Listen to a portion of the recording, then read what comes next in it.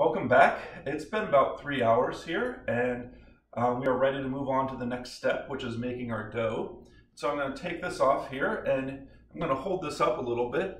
You can see here how much volume we've increased here. We've basically tripled in size, and then I'm going to kind of tilt it forward here. You can see all the bubbles on the surface here, and it kind of looks like a sponge, hence the name of a sponge.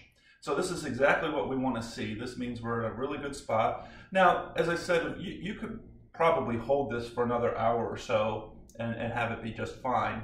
And so what we're going to do now is use a stainless steel bowl here. You don't have to. Some people like putting flour on their counter and just dumping it out to make the dough on the counter.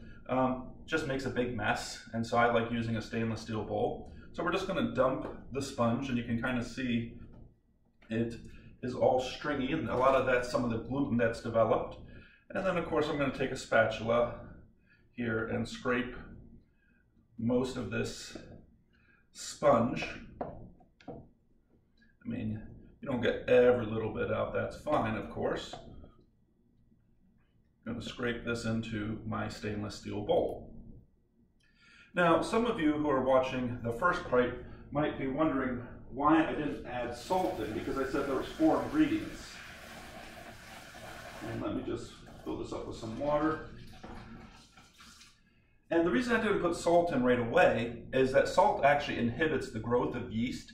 And so when you're forming your sponge, you don't really want to have the salt in there just yet, because that's going to just slow the process down. And so we definitely want to have salt in there, because if you don't have salt in your bread, it just does not taste good. It tastes very flat. It just doesn't have a good flavor. So we're going to definitely add that now. Now, as far as what you can do here, you can actually add a little bit more water so that you can make a larger amount of bread. But I'm not going to add any more water. I'm just going to add flour and salt to make a dough here. So the amount of flour I'm going to add is somewhere between 1 1/4 to 1 1/2, maybe even 1 3/4 cup of flour. Again, it's kind of by feel. If you want to do weight, last time I did this yesterday, I added another, I think it was 7 ounces of flour is what I added yesterday. But honestly, depending on the day, even on how much humidity is in the air, can affect how much flour you need to add. So I'm going to go ahead and start off with a cup of flour. So scoop in a cup of flour. Always get a little bit on the counter. And then I always want to make sure, because I'm prone to do this sometimes, is don't forget to add your salt in, because again, your bread will not taste very good if you don't add the salt. And for this particular recipe, I like adding 1.5 teaspoons of salt. And now it seems like it might be quite a bit of salt, but trust me, you'll really appreciate it once the bread is baked. So 1.5 teaspoons of salt. And then what I do here is, some people like to just get in with their hands and mix it, which is fine. If that's what you want to do, get in with your hands, mix it with your hands. I like using a wooden spoon. You could use a plastic spoon, but I like to use a wooden spoon just to kind of get it mixed together and get it started here. And this is definitely not going to be enough flour, but at this point it's easier to add more flour than it is to add additional liquid. So you want to be careful and not add too much flour, because we can always add more, but it's hard to add more liquid at this stage. And so you can kind of see I'm starting to form a little bit of a dough ball here. And I mean, I know I'm going to need a little bit more, just because I can still see it's kind of, you might be able to see, or you can still see it's kind of a little glistening, sticky here. So I know I'm going to add a little bit more here. And this is where I just kind of add a little bit at a time. And I am going to start using my hands here at some point. I just like to get the initial amount of flour worked in with a spoon.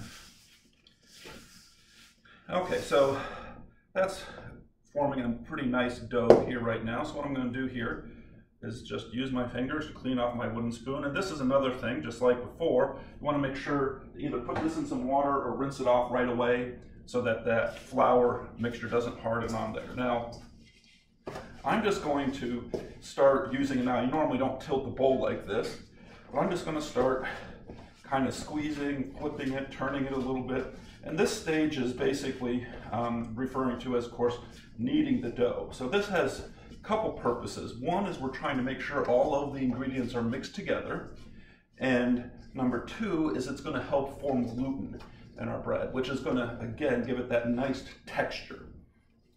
Now, I can already tell I'm going to need to add some more flour because it's still relatively sticky and a little bit wet. Now, again, this is why I add just a little bit at a time here.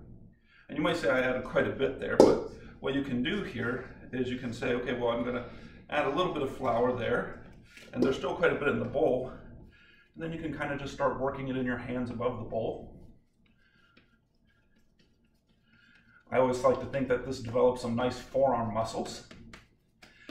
And what you'll see here is that it's going to kind of look a little lumpy right now, and you're going to want to actually knead this for like, honestly, 8 to 10 minutes. And so I'm not going to sit here and show you kneading this for 8 to 10 minutes, but we are going to want to knead this 8 to 10 minutes.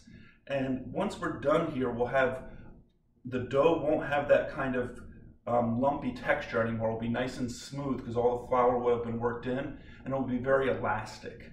And we'll talk about that. Now, before I just take a pause here on the video though, and fast forward to that stage, I want to talk about kneading, because there's a lot of people out there who say, well, you have to knead your bread this way. And that's basically just a load of hogwash. There is no one right way to knead bread.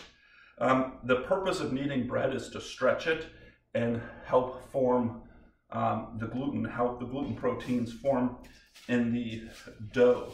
So a lot of people say, okay, you should have it on the counter, and then you push it forward and then roll it back and then push it forward, roll it back, which is a great way to do it. No problem doing it that way.